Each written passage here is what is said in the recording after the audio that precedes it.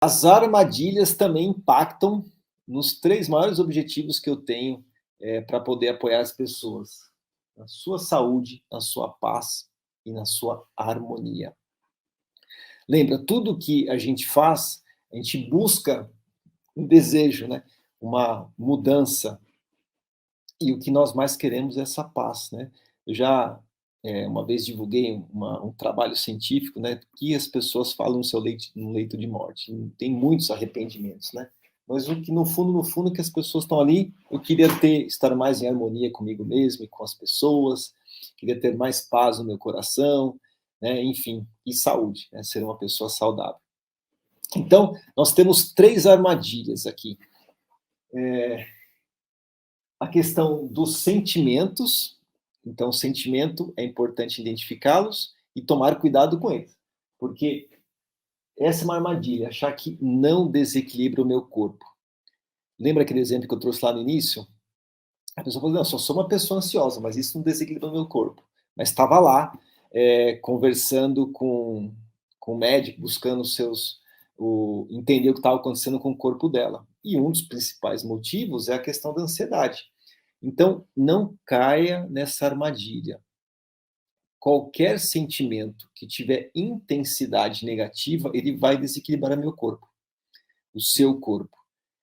Eu já ouvi pessoas, clientes me dizerem assim, falam assim: "Ale, mas a raiva me impulsiona, o desafio, né, e aí a raiva acaba me impulsionando".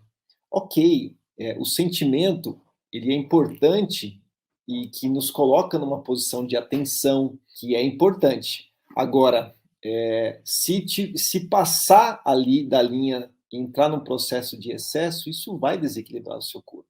Eu nunca vi uma pessoa que está num processo ali de algum desequilíbrio físico, né, emocional, mental, que não traz uma carga de sentimentos ruins, né. Então os sentimentos estão sempre atrelados a esse processo. Inclusive a gente parte deles por um processo de mudança, porque eles são o nosso caminho, né, de o que eu chamo de transformar memórias killers, que são memórias ruins, em memórias neutras, que é um conceito trazido pelo Augusto Cury. Então, os sentimentos, eles causam realmente, quando estão em excesso, um desequilíbrio. Então, não caia nessa primeira armadilha, que isso não vai desequilibrar o seu corpo. Ah, não, só estou um pouquinho ansioso, só estou um pouquinho preocupado, enfim.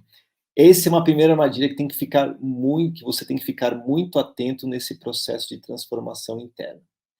Então, tudo que envolve os sentimentos, por que ele impacta na saúde? Ele vai minando uma série de situações do meu dia a dia, além do que eu já falei aqui, que você realmente sente, o seu corpo está gritando, te avisando. Aliás, a doença não é um problema, o desequilíbrio não é o problema, é o seu corpo te avisando que você precisa cuidar de você mesmo. Então, isso é um processo maravilhoso. Seja uma doença simples, uma gastrite, uma dor, né, que o seu corpo está dizendo. Eu gosto muito de esporte.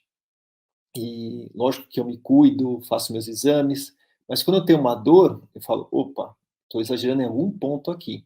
Então, antes de me aprofundar, assim, até de fazer um exame com o médico, eu tenho aquela consciência corporal de onde estou exagerando, porque ele é um caminho para a solução. E aí, se eu consigo entender, ajusto ali minha atividade física, voltei, acabou a dor. Lógico que dá um tempinho, aquela coisa toda.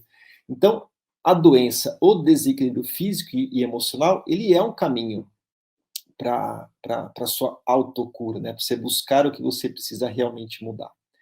Então, só que se você vai sentindo ao longo do seu dia uma série de sentimentos ruins em excesso, principalmente, que vai minando sua energia.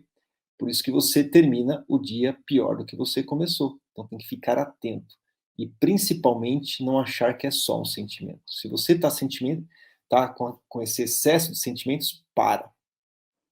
Então, tudo que for sentimentos não cai na armadilha, porque ele vai desequilibrar o seu corpo. Isso é um fato, porque você sabe. E se você tem essa capacidade de pensando, sentindo ou não conseguindo lidar com o mundo externo e isso desequilibra o seu corpo, você consegue fazer o inverso também. Não tenho tempo, estou sem tempo para cuidar da minha consciência. Fazer todo aquele processo inicial que eu falei, que é um novo hábito, né?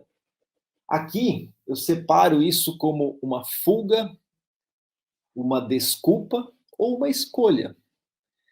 Fuga e desculpa é o mais comum. Quando as pessoas, elas normalmente têm um desafio muito grande, tendo consciência, sempre fala assim, depois eu resolvo, depois eu faço. E aí, isso normalmente é uma boa forma de procrastinar o que ela precisa fazer e buscar essa transformação interna. Pode ser uma escolha também. Como eu falei, você tem uma série de situações e você não quer cuidar daquilo. Aí você assume o risco de adoecer, de desequilibrar em algum momento. Mas é uma escolha, está tudo bem. Cada um escolhe o que quer. Mas falar que não tem tempo, o tempo nós que fazemos.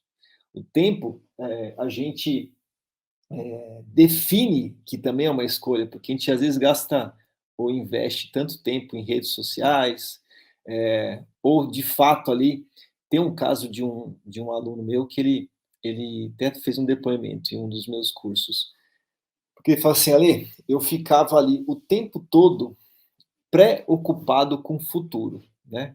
Então ele não se ocupava com ações. E aí ele ficava remoendo o que poderia não acontecer. E aquilo ele gastava um tempo enorme da vida dele. E eu já ouvi várias pessoas falarem assim: poxa, quantas vezes eu perdi tempo, e não digo minutos, não, às vezes horas de um dia remoendo uma situação, ou horas de uma noite das pessoas que não conseguem dormir. E aí você pode pegar esse mesmo tempo e cria um novo hábito para cuidar daquilo.